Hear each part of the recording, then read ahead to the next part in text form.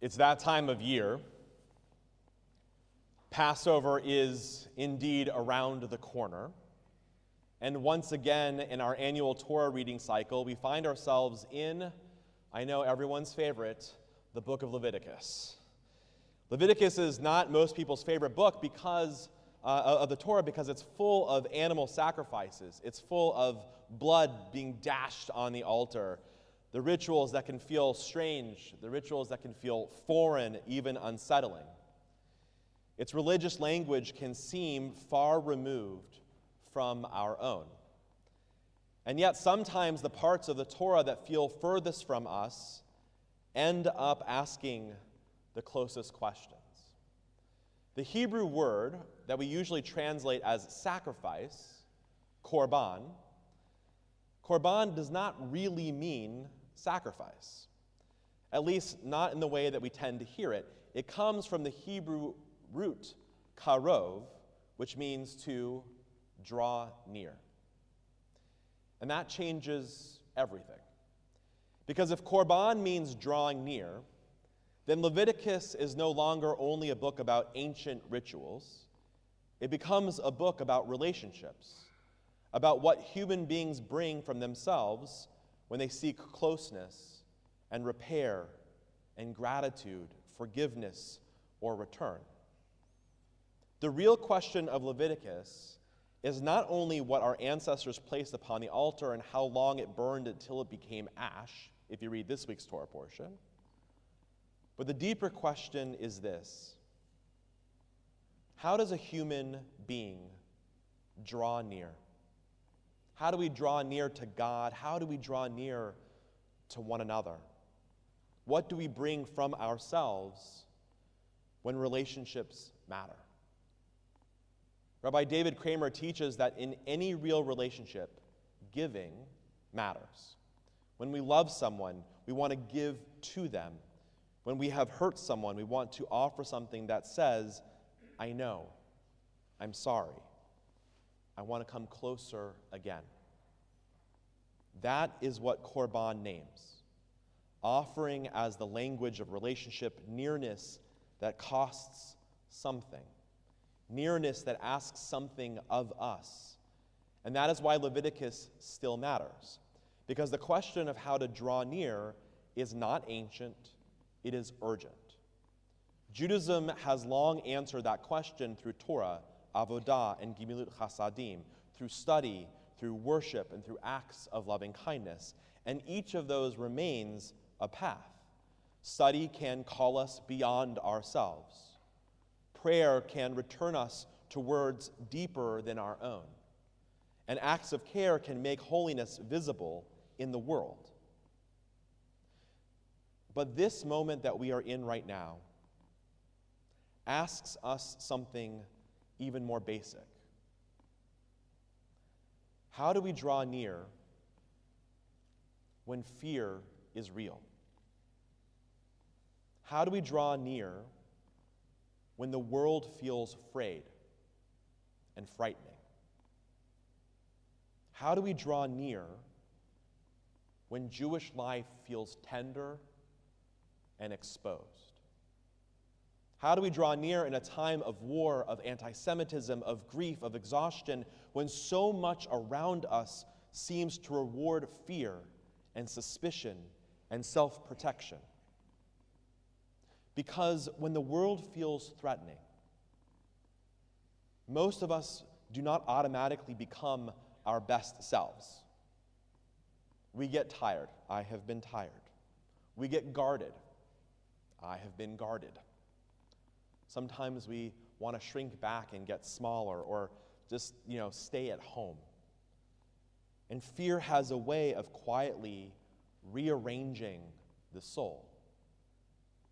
It can make us more defended than wise, more suspicious than discerning, more closed than we want to be. Look, survival matters.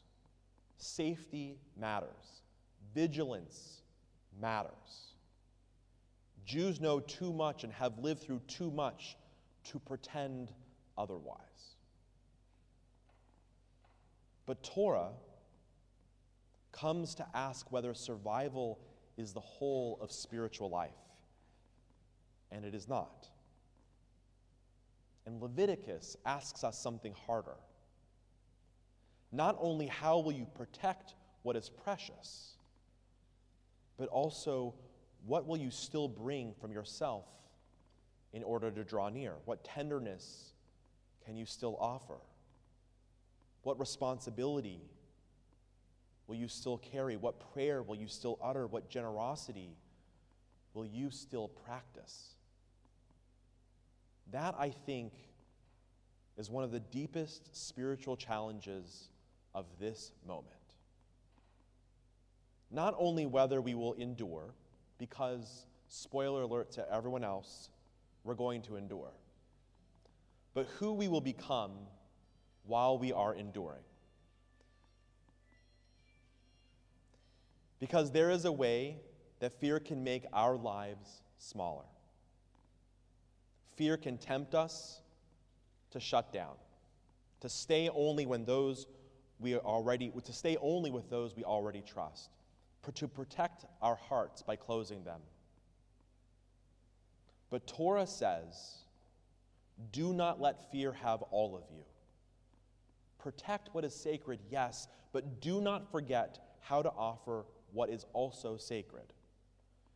So if we no longer bring animals to an altar, and we're no longer doing the Texas barbecue of the Hebrew Bible, then the question is, what does korban ask of us now?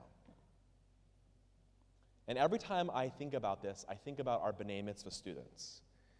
Because when they come to this Torah portion of Leviticus, which, by the way, I had a Torah portion in Leviticus, and I remember thinking when my rabbi told me what the Torah portion was, are you kidding me? But many of our B'nai Mitzvah students, they instinctively understand that if you're going to offer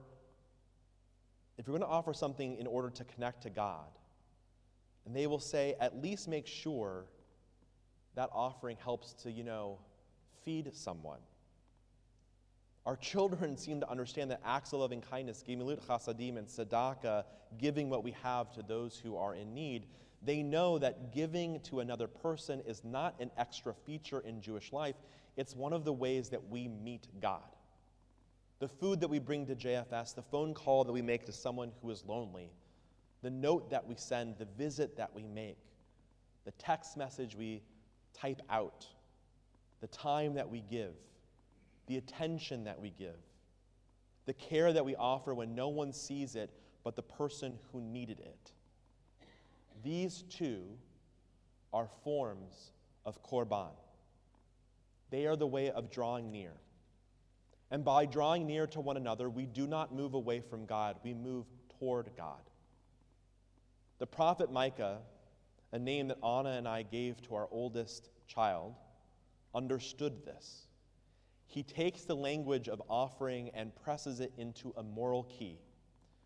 With what shall I approach the Lord? Shall I approach God with burnt offerings, with calves a year old?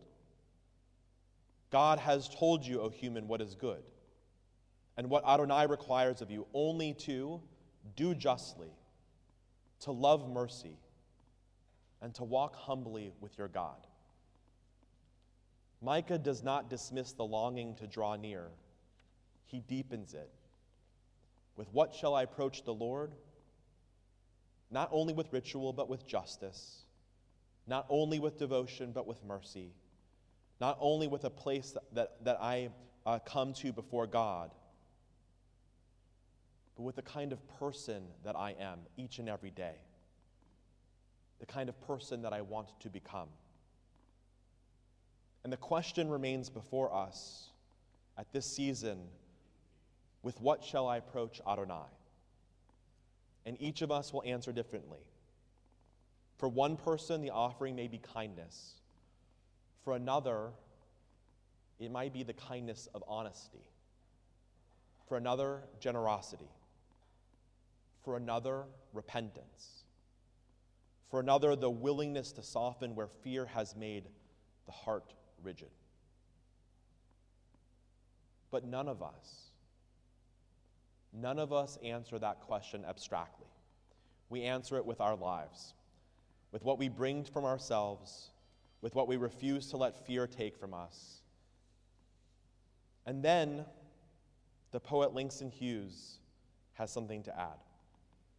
In just a few lines, he says what the whole sermon is trying to say, which maybe I should have just read that. Langston Hughes says, in an envelope marked personal, God addressed me a letter. In an envelope marked personal, I have given my answer. That is religion at its most intimate. A call, a response, a relationship. Ki yakriv mikem korban la'Adonai. When one of you brings an offering to Adonai, our Torah says, not only an offering from what you own, an offering from yourselves, from your heart, from your conscience, from your courage, from your capacity to draw near when retreat would be easier. Micah asks, with what shall I approach the Lord? And at this moment, that urgent question is so real. When so much in the world pulls us towards fear and self-protection, what will we still bring from ourselves? May we be wise enough to protect what is sacred. May we be brave enough to offer what is sacred. May we not let fear become the whole story of who we are. And may we bring from ourselves our justice, our mercy, our humility, our courage, our care, and let us draw nearer to the one another, and by doing so, draw nearer to God. Shabbat Shalom.